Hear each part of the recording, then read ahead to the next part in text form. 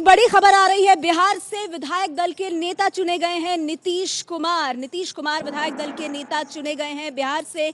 इस वक्त की अहम खबर, जीतन राम मांझी और नीतीश कुमार के बीच खाई और बढ़ी है और नीतीश कुमार को अब चुन लिया गया है विधायक दल का नेता। इस बात की संभावना पहले से ही जताई जा रही थी कि जिस तरह से दोनों नेताओं के बीच में बगावती तेवर अपनाए गए हैं, उसके बाद विधायक दल के नेता के रूप में नीतीश कुमार को चुना जाएगा। और इस वक्त की बड़ी खबर, बिहार से नीतीश कुमार चुने गए हैं विधायक दल के नेता। यह भी कहा जा रहा है कि नीतीश कुमार अब बनना चाहते हैं बिहार के मुख्यमंत्री जीतन राम मांझी को हटाकर, लेकिन मांझी हैं जो कि लगातार मुश्किलें खड़ी किए जा रहे हैं। नीतीश कुमार विधायक दल के नेता चुने गए हैं। विधायक दल की बैठक में यह अहम फैसला लिया गया। आपको बता दें, इस विधायक दल की बैठक में जीतन राम मांझी या उनके साथ जो उनके समर्थक विधायक हैं वो नहीं पहुंचे थे, लेकिन इस विधायक दल की बैठक में यह अहम फैसला ले लिया गया है कि नीतीश कुमार विधायक दल के नेता चुने गए हैं।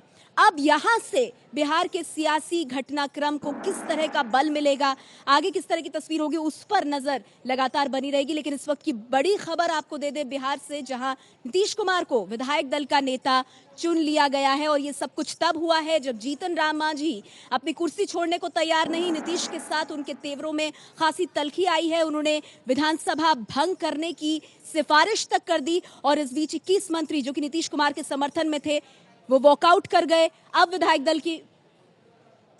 दल की बैठक में यह अहम फैसला लिया गया है। एबीपी न्यूज संवाददाता प्रकाश कुमार हमारे साथ जुड़ गए हैं। प्रकाश, इस तरह के हालात क्यों पैदा हुए और अब आगे किस तरह का घटनाक्रम रहेगा तब जब नीतीश कुमार विधायक दल के नेता चुन लिए गए हैं?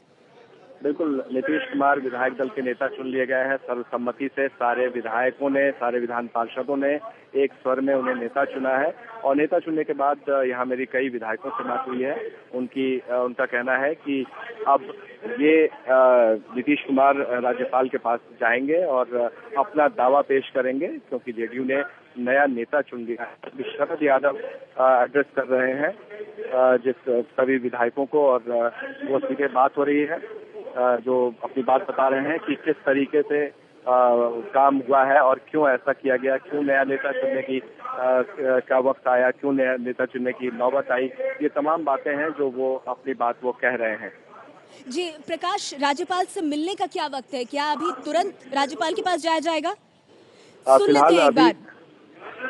अभी जाएगा और वक्त मांगने के बाद जैसा भी राज्यपाल अपनी बात कहेंगे उसके बाद फिर उसी अनुसार फिर आगे की कार्रवाई होगी। लेकिन अब ये तय हो गया है कि नीतीश कुमार सर्वसम्मति से नेता चुन लिए गए हैं और वो अपना दावा पेश करेंगे राज्यपाल के सामने। तो क्या अब एक तरह से ये कहा जाए कि इस गतिरोध को तोड़ने के लिए, ऐसा रास्ता निकालने के लिए जो गेंद है वो अब राज्यपाल के पाले में है? ये देखना दिलचस्प होगा कि राज्यपाल इस पर क्या फैसला लेते हैं। बिल्कुल, राज्यपाल के ही पाले में है और ऐसी परिस्थितियां जब भी आई हैं, हालांकि ये अपने आप में विकट परिस्थिति है, क्योंकि ऐसा शायद इतिहास में पहली बार हुआ होगा कि किसी नेता को इस्तीफा देने के लिए कहा गया और जब पार्टी उनके साथ ना हो, पार्टी के विधायक ना साथ में हो, तब जाकर के वो बैठक में पीके साई को एक बार सुन लेते हैं। 18 माननीय मंत्रियों ने विधानसभा भंग करने के लिए माननीय मुख्यमंत्री को अधिकृत करने के प्रस्ताव को अस्वीकृत किया। इसके बाद भी ऐसी संभावना व्यक्त की जा रही है कि वह एक अवैध और असंवैधानिक अनुशंसा भेज सकते हैं। इसलिए माननीय महामहिम राष्ट्रपति और महामहिम राज्यपाल को अवगत कराया गया है कि इस पर कोई निर्णय लेने की कृपा न करें।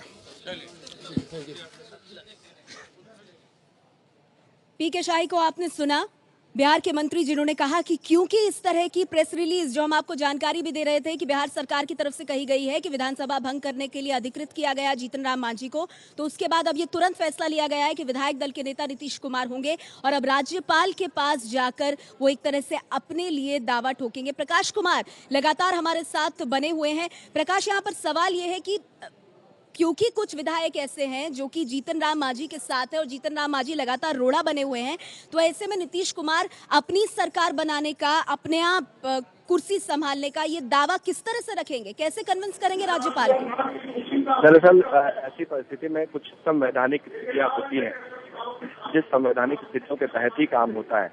और जब भी कोई नेता चुना जाता है और पार्टी नया नेता चुनती है तो उससे राज्यपाल के पास भेजा जाता है और बताया जाता है कि ये हमारे नेता हैं और उन्हें ही मुख्यमंत्री पद की शपथ दिलाई जाए। तो ये अमूमन साधारणतया एक परंपरा सी बनी हुई है जिसे लोग फॉलो करते हैं, राज्यपाल भी फॉलो करते हैं। लेकिन यहाँ एक असाधारण स्थिति पैदा हो गई है। एक जो मुख्यमंत्री हैं जिनको हटाने की बात नहीं बल्कि उनकी जगह नया नेता चुन लिया गया है, तो ऐसे में पार्टी उनके साथ नहीं है। पार्टी ने नया नेता चुन लिया है तो जाहिर है कि उनके पास अब वो समर्थन न पार्टी का प्रकाश, ये समर्थन है। बताइए नीतीश कुमार के रास्ते में अड़चन क्या है? रास्ते में अड़चन सिर्फ एक है, वो है राज्यपाल। कि राज्यपाल जब तक वो आश्वस्त नहीं हो जाते हैं कि जो उनके पास ये दल के नेता की तरफ से, दल के अध्यक्ष की तरफ से जो भी प्रस्ताव जा रहा है वो सही है, क्योंकि उनके आश्वस्त होने के बाद ही राज्यपाल किसी को बुलाते हैं कि उनको बहुमत है तो ही वो वोट दिला सकते हैं, तभी वो किसी को बुला सकते हैं, किसी नेता को अपने पास। तो अब गेंद सीधे तौर पर, क्योंकि अभी तक जीतन राम मांझी ने मुख्यमंत्री, बतौर मुख्यमंत्री उन्होंने विधानसभा को भंग करने की ना ही कोई सिफारिश की है और ना ही उन्होंने ये बताया है कि उन्हें पार्टी में अब उन्हें बहुमत नहीं है, पार्टी के नेता उनके साथ नहीं है, पार्टी के विधायक उनके साथ नहीं है, मंत्री उनके साथ नहीं है। तो ये तथ्य जो है वो सामने आएगा जब राज्यपाल के पास, तब वो फैसला करेंगे।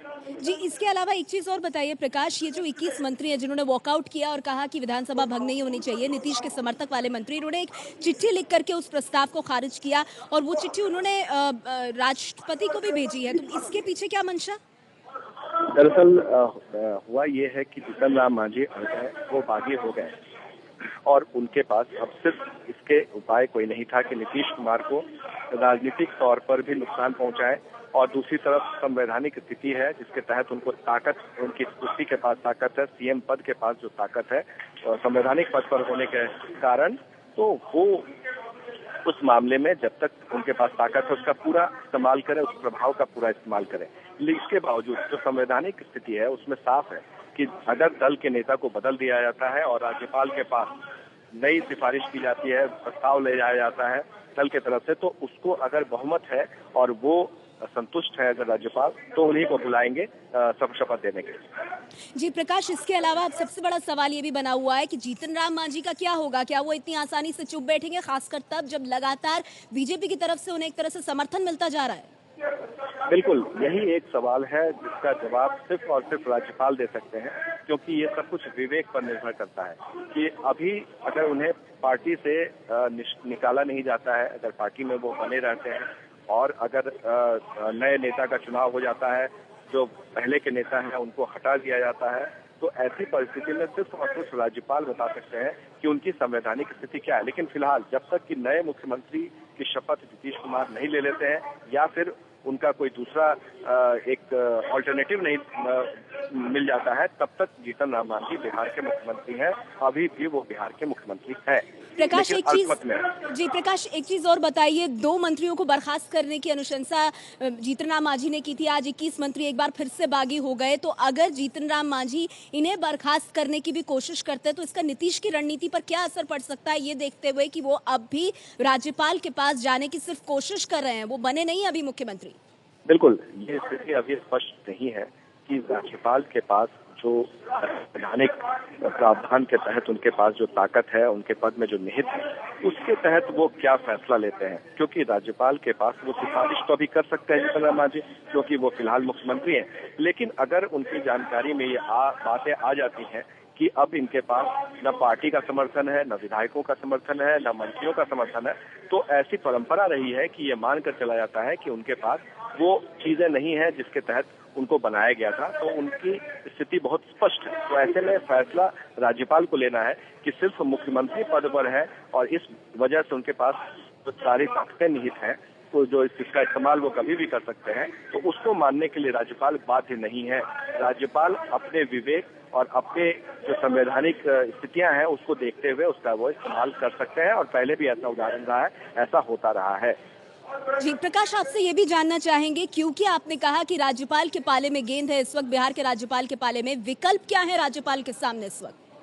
दरअसल विकल्प के तौर पर देखा जाए तो जब तक कि राज्यपाल के पास सभी बातें सामने नहीं आ जाती हैं, या तो चिट्ठी की बदौलत, प्रस्ताव की बदौलत, या मुख्यमंत्री अपनी बातों के जरिए, अपने प्रस्ताव के जरिए मुख्यमंत्री क्या भेजते हैं राज्यपाल के पास, क्योंकि अभी तक उन्होंने विधानसभा को भंग करने की सिफारिश नहीं की है, जो अभी तक सूचना है।